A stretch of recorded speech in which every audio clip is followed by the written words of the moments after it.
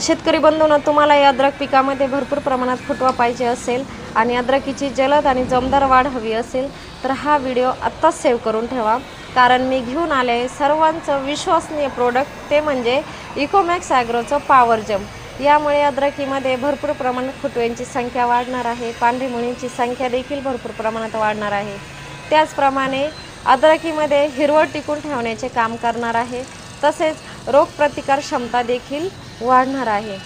तर याचे एकरी प्रमाण आहे प्रति 200 लिटर पाण्यासाठी 5 लिटर कॅन ही ड्रिपद्वारे सोडायची आहे।